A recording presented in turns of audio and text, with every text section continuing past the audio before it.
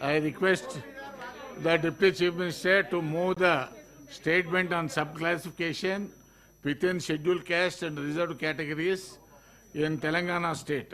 Dr. Justice Shamim Akhtar, one-man commission.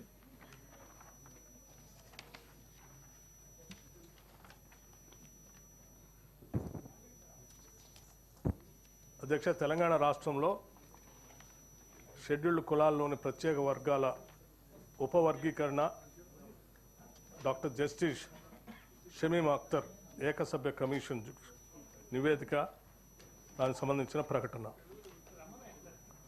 SC కులాల ఉపవర్గీకరణపై గౌరవ supreme court భారత రాజ్యాంగ ధర్మాసనం ఇచ్చిన తీర్పును అమలు చేసేందుకు దేశంలోని మిగతా రాష్ట్రాల కంటే ముందుగా తెలంగాణ ప్రభుత్వం కీలక నిర్ణయం తీసుకుంది. ఎస్సీ రిజర్వ్డ్ కేటగిరీలో ఉపవర్గీకరణపై పంజాబ్ రాష్ట్రం ప్రభుత్వం versus Davinder Singh and others civil appeal number 2017/2011 dated 1/8/2024 కేసులో తీర్పు వెలువరించింది. అదే రోజున 2024 ఆగస్టు 1వ తేదీన ఇదే శాసనమండలిలో రాష్ట్ర ప్రభుత్వం సుప్రీంకోర్టు రాజ్యాంగ ధర్మాసనానికి మనస్ఫూర్తిగా కృతజ్ఞతలు తెలియజేసింది. ఎస్సీ వర్గీకరణ అమలుకు రాష్ట్ర ప్రభుత్వం కట్టుబడి ఉందని ప్రకటన చేసింది. ఎస్సీల వర్గీకరణ అమలు చేసే బాధ్యతను మా మిత్రులు, మా మంత్రివర్గ సహచరులు మేమందరం తీసుకుంటామని అదే రోజున ఎస్సీ సోదరులకు మాట ఇచ్చాం. ఈ ప్రక్రియలో భాగంగా న్యాయపరమైన ఇబ్బందులు తలెత్తకుండా రాష్ట్ర ప్రభుత్వం అప్పటి నుంచే కార్యాచరణ చర్యలు చేపట్టింది. సుప్రీంకోర్టు రాజ్యాంగ ధర్మాసనం ఇచ్చిన తీర్పును అధ్యయనం చేయడం, ఈ తీర్పుతో ముడిపడి ఉన్న వివిధ అంశాలను జాగ్రత్తగా పరిశీలించి ముందుకు వెళ్లే మార్గాలను సూచించడంతో పాటు అవసరమైన సిఫార్సులు చేయాలని కోరుతూ 2024 సెప్టెంబర్ 12వ తేదీన నీటిపారుదల పౌర సరఫరాల శాఖ మంత్రి శ్రీ ఉత్తమ్ కుమార్ రెడ్డి గారి అధ్యక్షతన మంత్రులు శ్రీ దామోదర్ రాజనరసింహ, శ్రీ దుద్దేళ్ల శ్రీధర్ బాబు, శ్రీ పొన్నం ప్రభాకర్, శ్రీమతి డి అనసూయ సీతక్క, ఎంపీ శ్రీ మల్లు రవి సభ్యులుగా కమిటీని నియమించింది.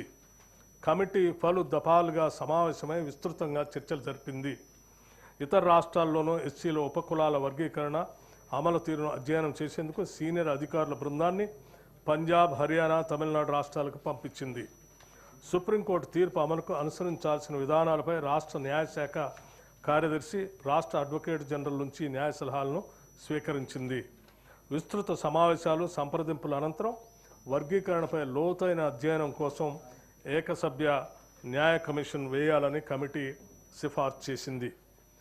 కమిటీ సిఫార్సు ప్రకారం రాష్ట్ర ప్రభుత్వం 2024 అక్టోబర్ 11వ తేదీన డాక్టర్ జస్టిస్ షమీం అఖ్తర్ గారి ఆధ్వర్యంలో ఏకసభ్య న్యాయ కమిషన్ జీవో నెంబర్ 8 ఏర్పాటు చేసింది. 60 రోజుల వ్యవధిలో కమిషన్ తమ నివేదికను అందించాలని అందులో నిర్దేశించింది. గడువులోగా ఈ ప్రక్రియ పూర్తి కానందున 2025 జనవరి 11వ తేదీన మరో 30 రోజుల పాటు అంటే ఫిబ్రవరి 10వ తేదీ వరకు ఈ కమిషన్ గడువును ప్రభుత్వం పొడిగించింది.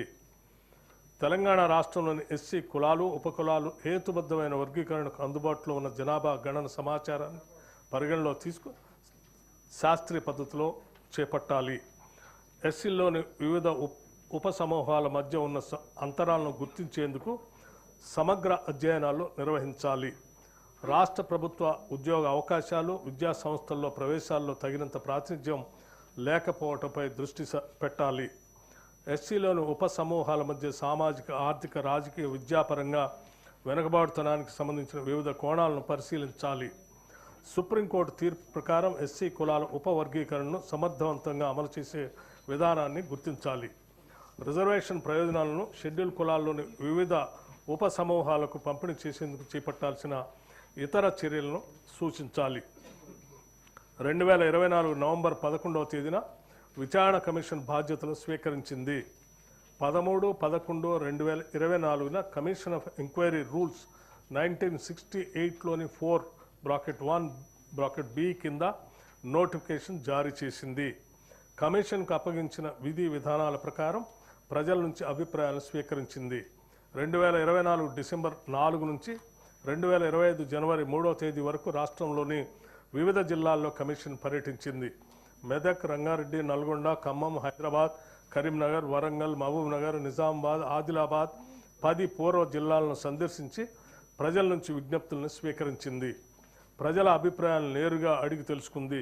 కొన్ని జిల్లాల్లో ఎస్సీ ఆవాసాలను సందర్శించింది.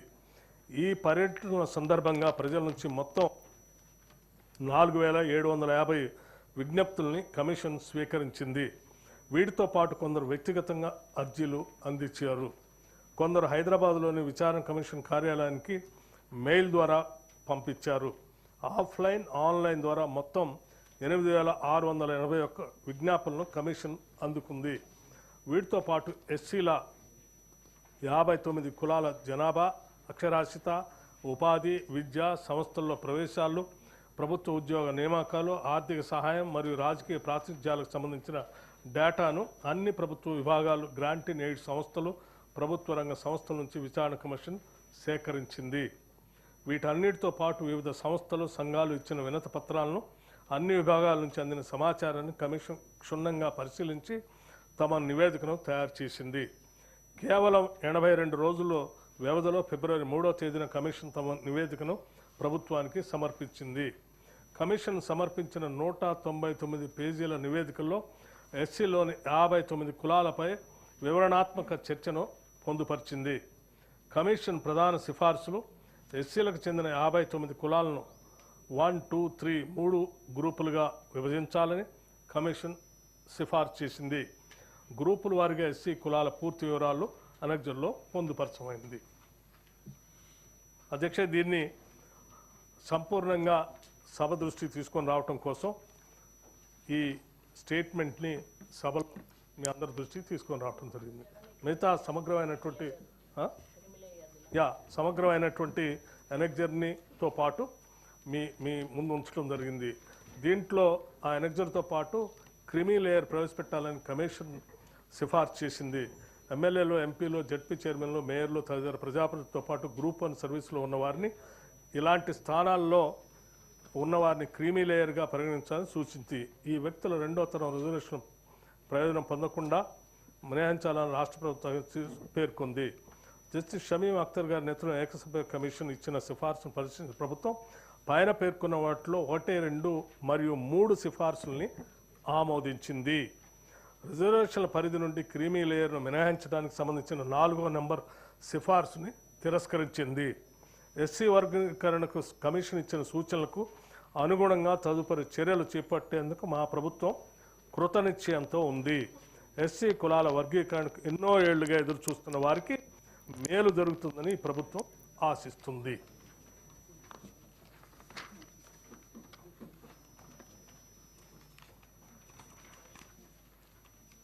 దీనికి సంబంధించిన మిగతా అనెక్జర్లు పూర్తిగా దీంట్లో పొందుపరచడం అనుబంధాలకు సంబంధించినటువంటి సమాచారాన్ని కూడా మీ అందరికీ ఇవ్వటమైంది.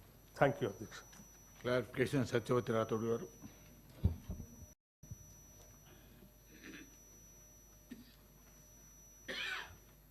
ధన్యవాదాలు అధ్యక్ష. అధ్యక్ష, ముందుగా ఇందాక బీసీ